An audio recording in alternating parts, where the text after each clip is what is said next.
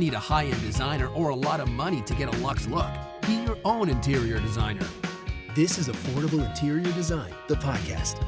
Here's your host, Betsy Helmuth.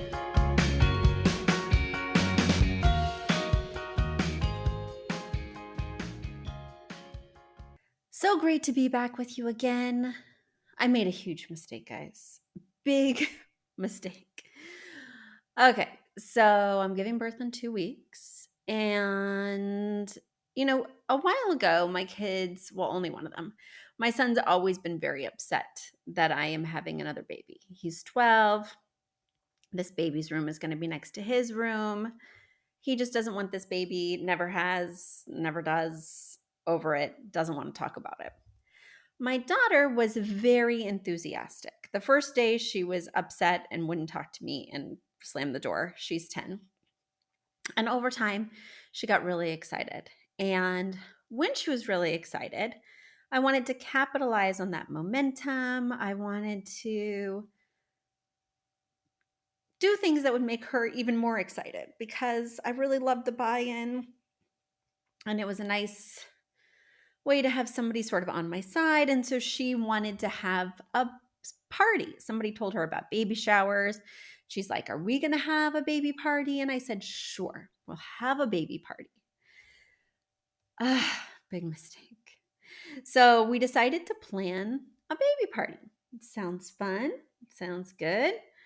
The problem is that, things were really busy this summer.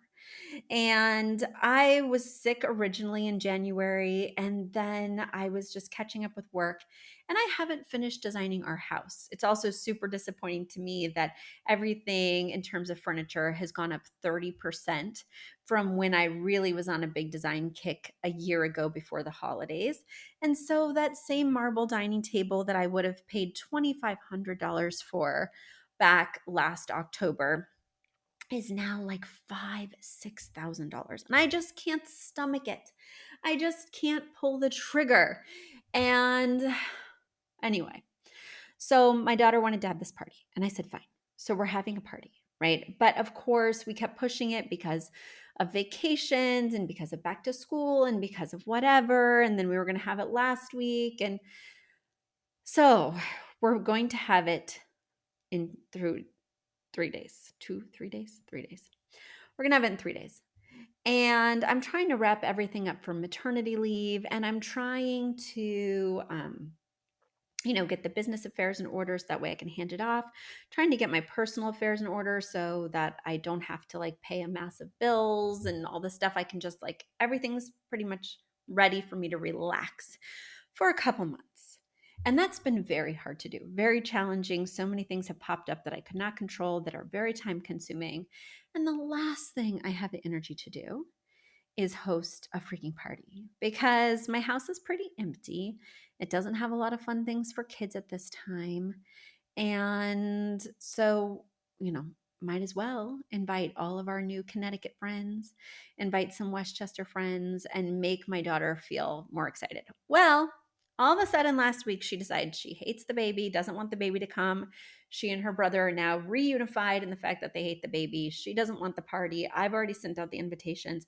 I don't want the party. I am stressed to the max. The idea of having to, well, let me be clear. A lot of you are saying, Betsy, just have a party. It's okay. Nobody expects blah, blah, blah, blah. And you would be wrong. Everybody expects an interior designer's home to be magazine ready at all times. And that is just not the case with my current house in my current state. I've been overwhelmed. Anyway. But I have to get it there, or at least partially there, because a lot of these Connecticut people and Westchester people have never even been to our new house. And, I'm big as a house and I'm tired. But the whole reason I'm bringing this up is because there is nothing like planning a party or an event or having people over to get your booty in gear and get those design things that you've been wanting to do, thinking about, in motion. So I have ordered the plants. I have ordered the handyman to come. I have ordered art. I just pulled the trigger on some things. I still can't pull the trigger on that marble dining table. I just can't. I know I'm going to have to, but whatever.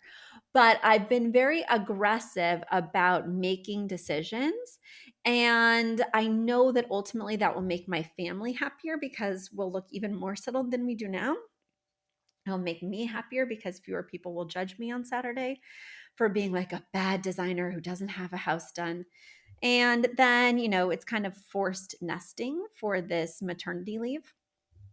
But I just wanted to say that it's a lot of pressure. So if you're feeling pressure, if you've been putting off design decisions, maybe don't have a lot of people over, maybe don't throw a mock baby shower that now nobody wants. But maybe think about a way in a smaller forum to have people over to push you to make those decisions, to finalize your project, or at least make really good progress. Because sometimes we just need that deadline. We need some kind of artificial finish line to get us to run a little bit faster. And I've certainly found that to be my situation. I'm really excited that I'm making these decisions and really excited that I have this kind of extreme deadline, but it's just a really bad time because I'm so tired. I'm so tired and I have 60 other things to do and now nobody wants it. And, what can you do? What can you do? Maybe we'll have an anti-baby party. I don't know. But the idea of buying like balloons and streamers is just overwhelming when I have bigger fish to fry. Okay, so let's dig into your questions. Without further ado, I'm going to reach into my mailbag and get to some of your dilemmas. So, my first letter comes from Jess, and she's writing from Rotunda, West Florida. She writes, "Hi, Betsy. I am looking for help to get some ideas for my room. I want to get new chairs. These are too high back and they're very worn, and also a new rug and a side table. The one large wall is a mystery to me. I'm a coastal girl with a, I guess, transitional clean aesthetic. I hate my lights as they look too farmhouse. They're builder placed. Do I need two side tables flanking the couch? Yes. The ugly TV wall. Perhaps add art and it needs to be lowered, maybe placed over the console. Also, the windows do need some type of treatment. The sliders are a corner sliding door. Thank you for your time."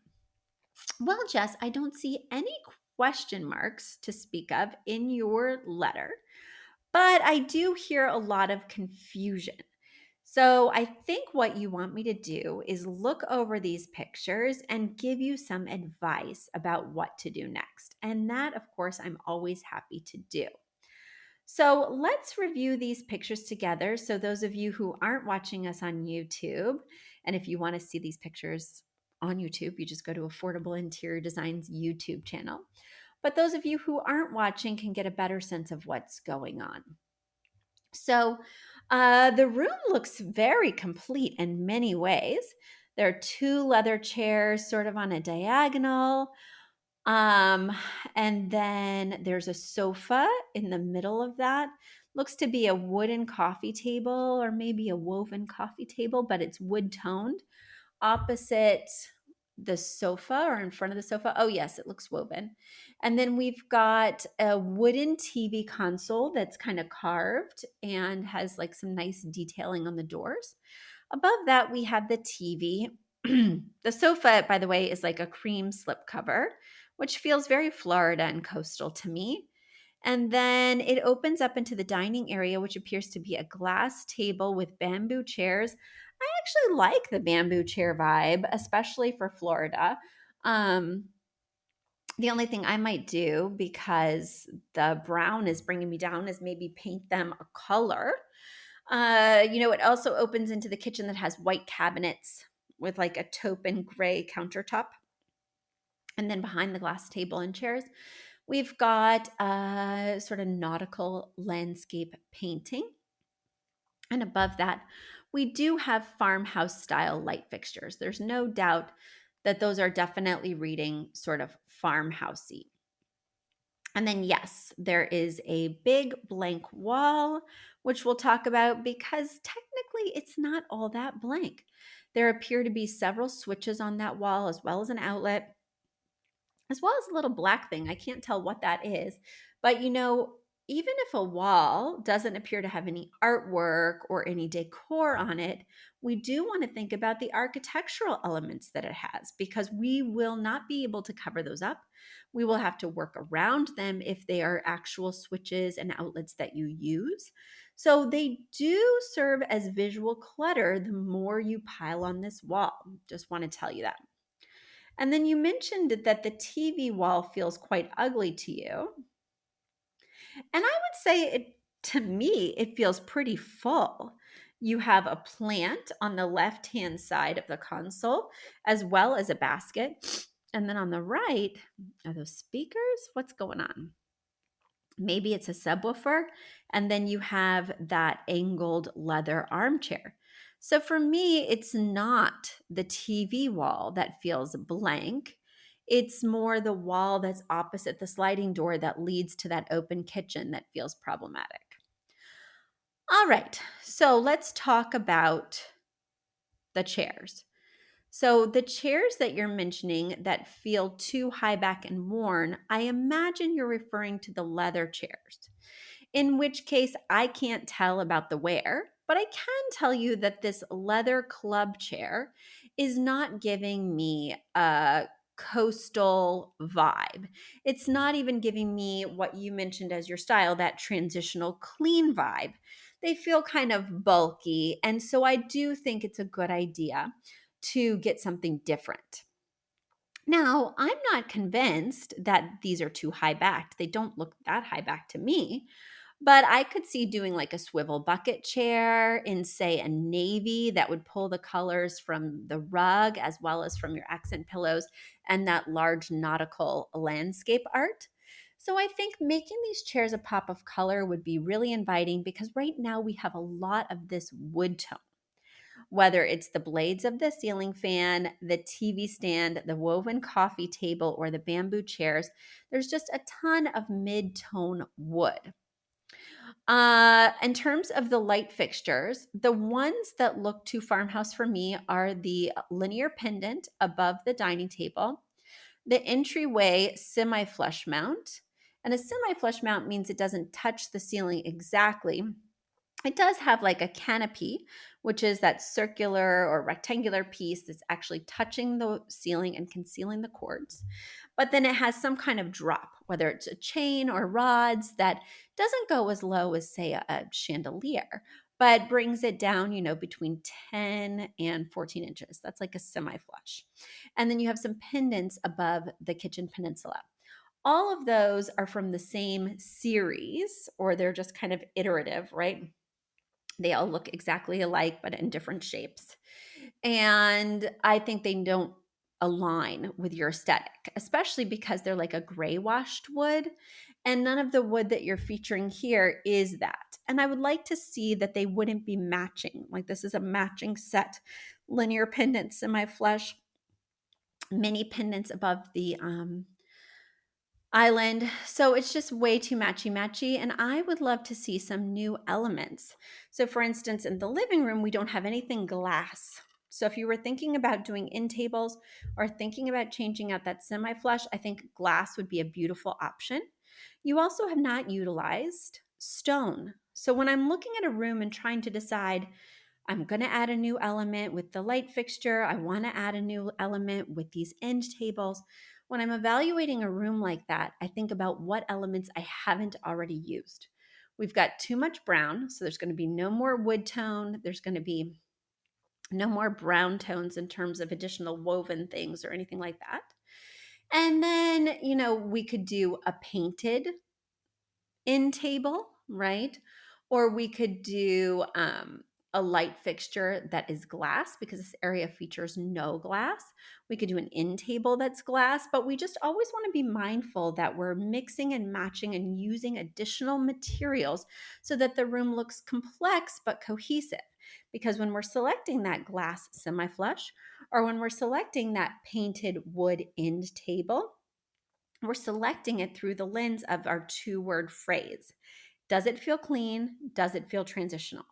Now, I think you have the wrong two-word phrase for this space because there is clearly a coastal element that you are not bringing up. And you're clearly drawn to that, and it makes total sense for your area. So I think your two-word phrase is very off, and I think it will lead you down the wrong path when you're selecting new items.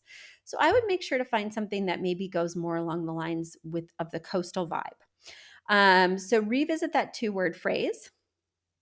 And then in terms of do you need two tables flanking the couch, the question is, will it leave room for ample walkways when you do that? So it's not about like, do I need to make things look symmetrical? Because the answer is always no. Sometimes symmetry makes total sense, like in a traditional space or even a transitional space. Symmetry can be nice in really any space, but it is not an obligation in any style. So, what I would want to know is if you do flank this floating couch that's in the middle of the space, that leads to the slider, that leads to the kitchen, that leads to the dining area. If you do flank it with two end tables, do you have enough room to walk around? Is it impeding the flow?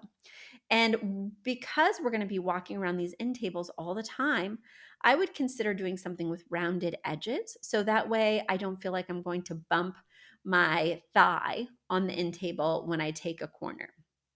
So these are all things to think about.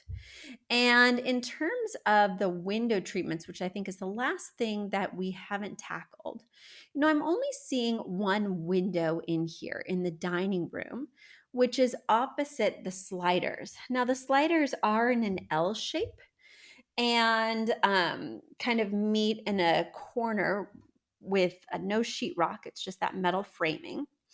And if you don't need privacy, I wouldn't treat them because they go out into a lanai. Is that what it's called in Florida? I've watched a lot of Golden Girls, so I'm just going to assume it's the lanai that has a beautiful pool, and I am so jealous. I'm so jealous of this pool. I am a water baby for sure. But I only see one window, and that's opposite the dining table. And does it need a treatment? Yes. I think a rod with two drapes would be beautiful. It's already got the white slatted blinds. So just a nice long rod and then two drapes outside would be quite nice. But I would leave the sliders alone because that's going to be a lot of fabric and a lot to tackle unless you really desperately need that privacy. So there we go. I think we've answered a lot of your questions, Jess, and I think you're in the right direction with a lot of this stuff. It's just time to get a lot of clarity on your vision for the space and then swap some of these pieces out, double checking that the new pieces align with the two-word phrase you've decided to commit to. All right, my next question comes from Penny. Penny is writing from the UK, and Penny, I have a lot of reflux. I have to take deep breaths because my lungs are totally squished, and I'm going to need to have a quick sip of ice water because you know what? It's not ice water, it's ice water. I put like ice in everything all the way up to the top, and then I add a little bit of water or a little bit of milk or a little bit of juice, but I just cannot drink anything cold enough. And in my normal life, when I'm not pregnant, I hate ice, like 2 cubes max. I love room temp. Not with this reflux. The only thing that squelches the flames is just a pile of big old ice cubes. So here we go. Now I'm able to go on, Penny. Now I'm able to tackle your question. Okay, you're right. Hi, Betsy. Thanks for answering my previous bathroom question. I've taken your feedback and will send you photographs once it's complete. You said you were looking for more questions, so here goes. This room is our guest play office room. Some days a week, I use it for working from home. One sec here. Sorry about that. Some days a week, I use it for working from home. In the evenings and weekends, it becomes a playroom, and occasionally when we have people visiting, we use it as a guest room. I feel like this room is functional but missing something. Any thoughts would be appreciated. Thank you for your wonderful podcast. I always learn something new and have a giggle. I hope the rest of your pregnancy goes well and you have a happy, healthy baby when the time comes. Thank you, Penny. because I've been really freaking out. You get to this place where I've been pregnant for so long that the pregnancy is no big deal. But now the idea of actually having a baby in my house is freaking me out. And I shared earlier that my kids are not happy with having this baby. And I have to admit, sometimes I'm not either. I'm so overwhelmed. I can't even imagine. I mean, I can't imagine. I did it twice before, but what my life is going to look like and how things are going to change. And I'm overwhelmed and freaking out. So it helps to put things in perspective when you're like, just let her be healthy and everything else will fall into place. So I appreciate that reminder, Penny. I really do. All right, let's look at what you're working with here and we'll see what's missing in this room. Okay, so just to describe it to the listeners, this room does appear to have a little bit of an identity crisis. You mentioned guest, play, office, and yeah, sometimes when rooms try and do everything, they don't do any one thing very well. So hold on, one more drink, Penny. You have like an IKEA, it looks to be IKEA, day bed. It looks very similar to the Hemnes day bed that they sell here in the States. Next to, like right next to, a dark Parsons style table.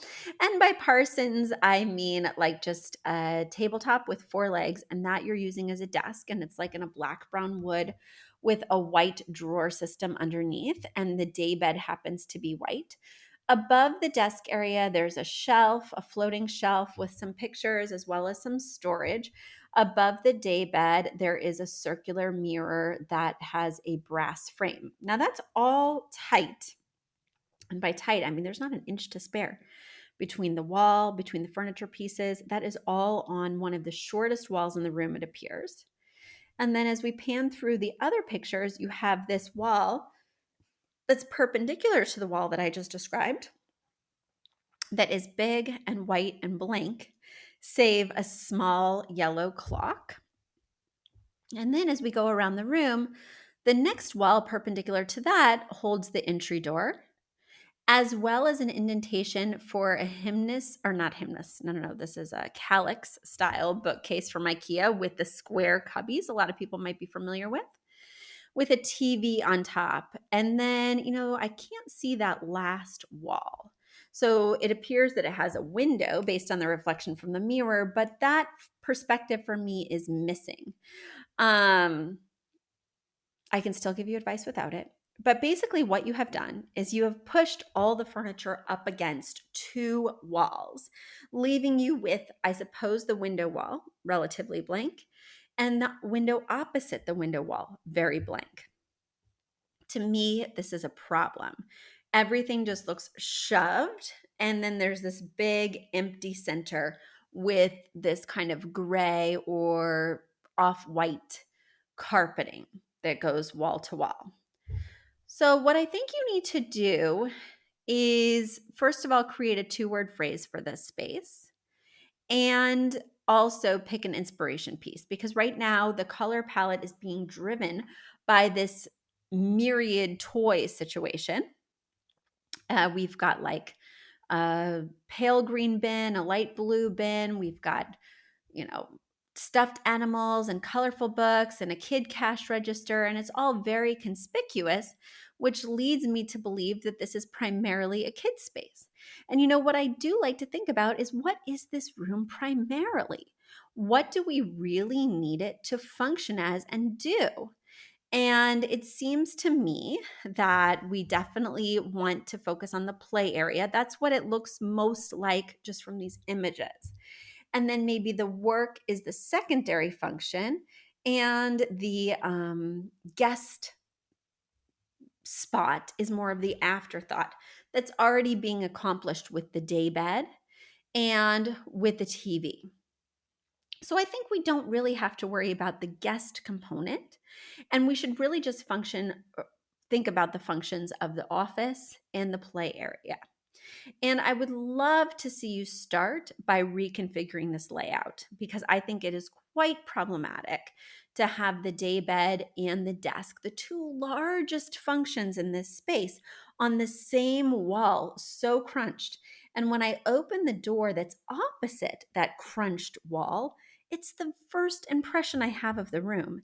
It looks very disjointed and it really, is a mishmash of styles and visions. So I want you to choose a primary function and decorate with that primary function in mind.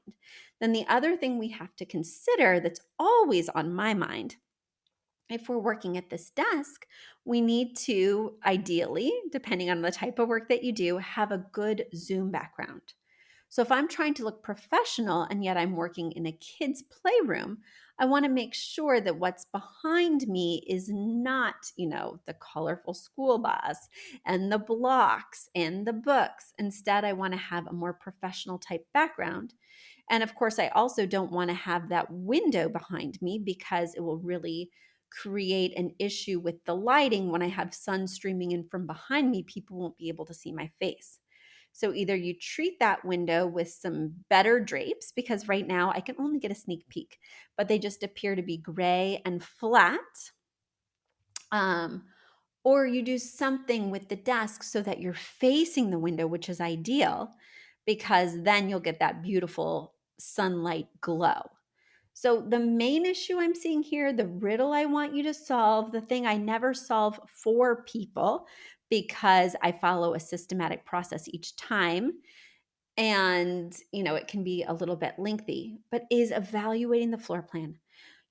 Figuring out which functions are most important, prioritizing those in terms of a list, moving the most important one around the room, trying every possible option, then layering in the secondary and third priorities so that you can see the possibilities in the space before locking in. Because for me, the first issue with this room is the layout. The second issue with this room is the lack of cohesive two-word phrase. And the third issue with this room is the lack of cohesive color palette via use of an inspiration piece.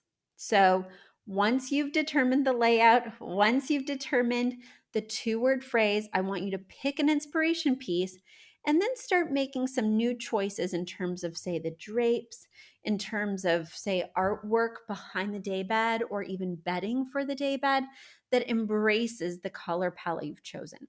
So you do have some work to do here, but I have confidence that if you followed my advice before, Penny, in your bathroom, you can do it again in this play guest office room. I hope that's been helpful. And guys, it's always such a pleasure to be back with you. Until next time, bye. A big thank you to Aton and the Embassy who wrote our theme song. A shout out to Catherine Heller who owns the podcast shop and is our editor extraordinaire. We also want to thank Ginny Sunasan and her team at the Savvy Podcast Agency for their help with our social, our YouTube channel, and so much more. We also want to thank Uploft, which is our parent company who supports this podcast. And lastly, we owe a huge debt of gratitude to you. Thank you so much for tuning in and for all your support.